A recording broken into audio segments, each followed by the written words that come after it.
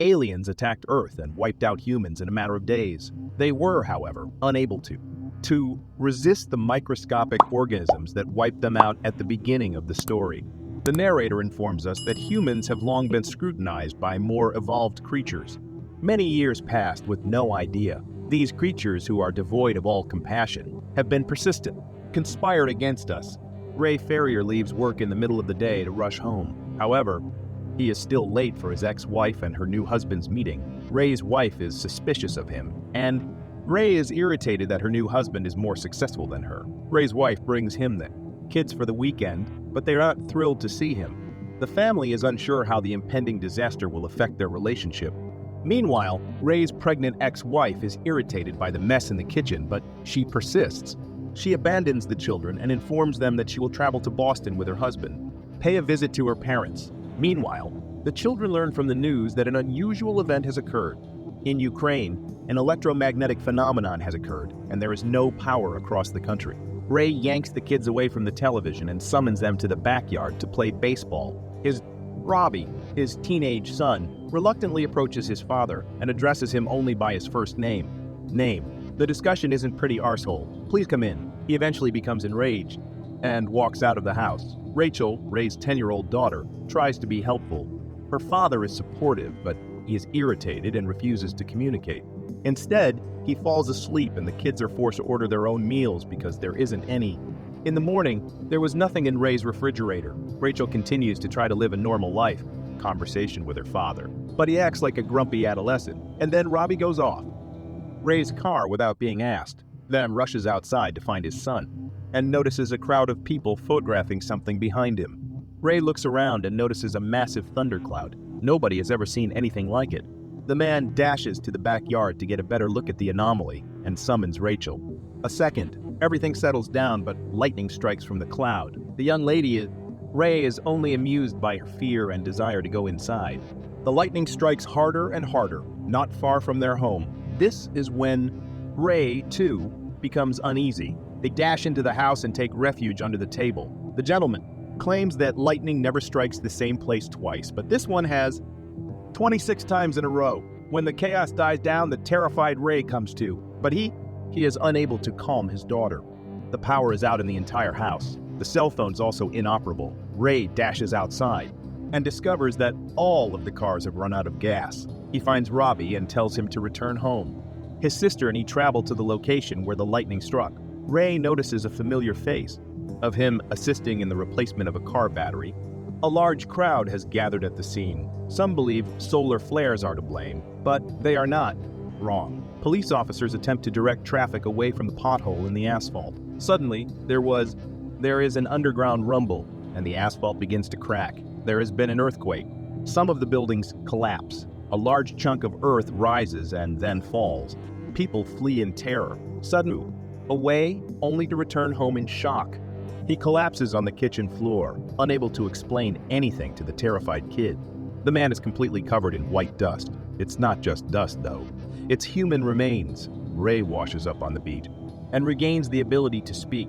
Without further ado, let us begin. He instructs the children to pack quickly. They bombarded me with questions, but I didn't have time for that. Ray pulls out his gun and leads the befuddled kids down the street. There are large crowds. People are running around in a haphazard manner. The hero leads the children to another person's car. Has recently had its battery replaced. The family enters. Ray's friend approaches them but doesn't say anything. I can see why the man wants to steal someone else's car. Ray tries to persuade him to go. Many people will die as they argue with them. Around them, the apocalypse begins. The family eventually leaves, and Ray's friend pays. He paid the price for his indecision. Ray speeds down the highway, but the kids don't notice. Comprehend what is going on. Rachel becomes hysterical as a result of the terror, and her father is unable to calm her down. Down on her. Robbie, on the other hand, finds soothing words quickly and takes her hand in his, and the young lady awakens. Ray explains where the scary robot came from as best he can to the children. It appears to have arrived from somewhere else. What do you mean, like in Europe? No, not like Europe, Robbie. Ray believes that the robot was buried in the ground a long time ago, and that whatever is left of it is still there, controlling it, and sending a thunderstorm at it. In any case, they need to get out of town as soon as possible. It appears that their stolen vehicle has been recovered. the only vehicle on the road. The man takes the children to their mother's house, but there is no one there. There is one there. The couple has already traveled to Boston. Ray makes the decision to spend the night at the house and then drive to Boston in the morning to meet the mother of the children. He tries to feed the children, but they are grumpy, and man loses his cool. He desires to give the children to his ex-wife as soon as possible and relieve him of responsibility. Hands. Meanwhile, the family retreats to the basement for the night in order to be safe. It is more secure in the middle of the night. When lightning strikes again, the entire house begins to shake. The family becomes terrified. They run deeper into the basement and miraculously avoid the massive explosion. Everything outside rumbles all night, and there's something terrifying going on. Ray wanders around the wrecked house, and soon, the children will be requesting to use the bathroom. Ray comes to a halt in the middle of the road and requests that they not go too far. There are, after all, is another risk.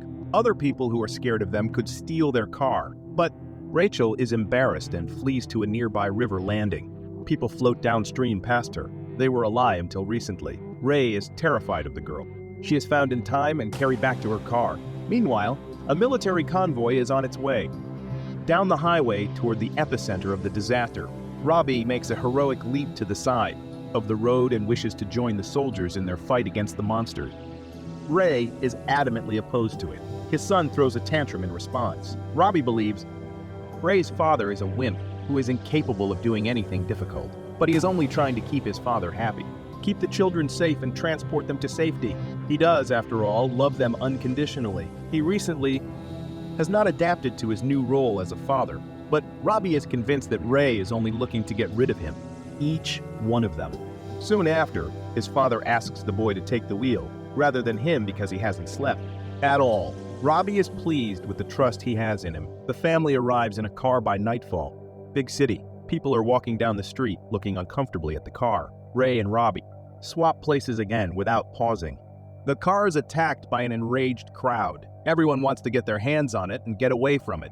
Monsters as quickly as possible. Ray will not stop until a pregnant woman gets in his way. Swerving sharply to the side, he collides with a pole. The crowd swarms around them. The windows are smashed. They drag Robbie and Ray out and begin beating them. Ray fights back and fires are launched into the air to free his son. But then another man arrives armed with a gun and demands the car. Ray throws away the gun and asks for permission to get Rachel out of the car. Resists. That she must wait for her father. Ray hears her screams and realizes he must return to Rachel as soon as possible. But Robbie will not succumb to his pleadings. The youngster has chosen his own path and wishes to confront the monsters. Ray is perplexed because he must choose between his children were in excruciating pain. He lets go of Robbie, who is watching over him, and rushes to Rachel. He removes his daughter from the strangers and returns his gaze to the direction Robbie went. There's an explosion going on. A tripod emerges from the fire and destroys everything in its path. Robbie is most likely beyond help, distraught with grief. Ray makes the decision to focus on.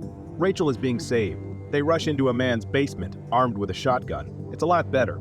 It's calmer in here than it is outside. Ray gathers himself and puts Rachel to bed, hoping to reassure his daughter. Robbie will be waiting for them in Boston, he promises. He, on the other hand, does not believe his own words. Ray, once an irresponsible father, can no longer accept the loss of his son and attempts suicide. To relate to his daughter, he tells Rachel sweet stories and attempts to sing a lullaby. Ray then proceeds to speak with the house's owner. Harlan is his name, the monstrosity. His entire family has been taken, but the man isn't about to give up and panic, despite the fact that does not believe that humans will be able to defeat the aliens. This is no longer a war. It's also a battle between men and maggots. This is an annihilation. Despite this, Harlan intends to fight until the end rather than flee. On the other hand, Ray, all he wants is to save his daughter. Tripods are flying around the house, causing the ceiling to partially collapse.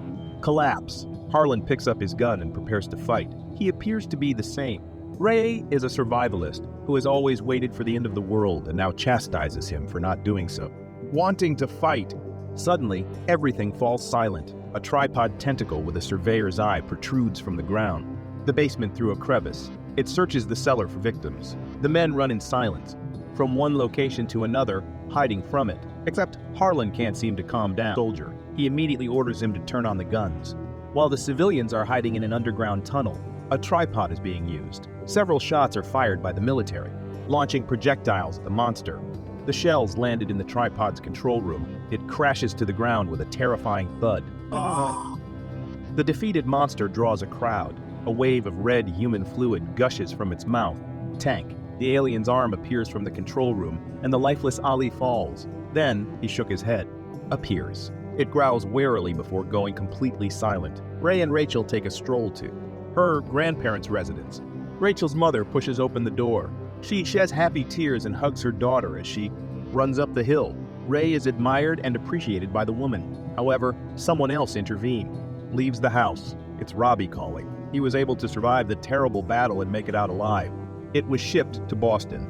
Ray hugs the boy tightly, unable to believe his good fortune. His son has survived and refers to him as father. Again, finally, the narrator explains why the aliens were never able to enslave us. Humans. The tiny creatures to which humans are naturally immune wiped out the enemy. 2 microbes. What are your thoughts? Should Ray have fought or looked after his kids? Let's talk about it in the comments.